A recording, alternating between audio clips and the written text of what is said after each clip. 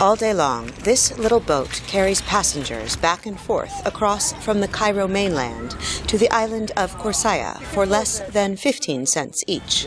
Khorsaya is both in the center of the city and worlds away.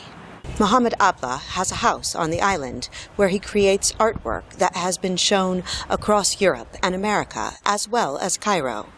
He says in recent years his art, like many other elements of Egyptian culture, has been focused on politics and the struggle to create a free, productive society out of the current chaos. I hope that we are going to develop our own democracy, our own idea about Egyptian way of doing democracy.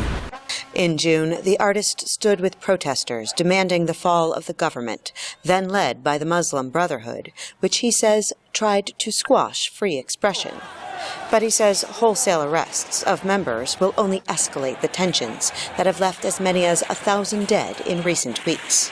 Most died in battles as security forces tore down sit-ins and dispersed rallies at gunpoint. Now, part of the Egyptian society has discussing that we are not going to get rid of Muslim brothers all. We have to accept there are young Muslim brothers and there are some people they were not part of the violence. Military rule will also not stick, he says, because since the uprising that overthrew Hosni Mubarak in 2011, mass protests have become a part of Egyptian culture. I remember after the 18 days of 2011, the square were empty and I felt very lonely. And many people, they missed this atmosphere. Abla has another studio in downtown Cairo, which he rented in 2011 to be close to the revolution. Before that time, he says, Egyptian art reflected traditions and style, like these from his nostalgia collection.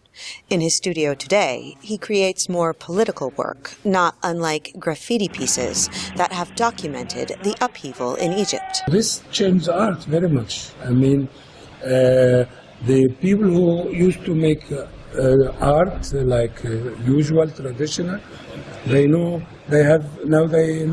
nothing because it is over now. Now it's a time of art which moves people, art which is reflecting the situation. In his most recent pieces, Abla documents rallies in Tahrir Square during the past 2.5 years. In this piece, the pictures are hung on strings rather than pasted to reflect his displeasure in the commonly held wisdom which says, "Don't hang your dirty laundry." Because Abla says, revealing your dirt publicly is part of the path to freedom. Heather Murdock for VOA News, Cairo.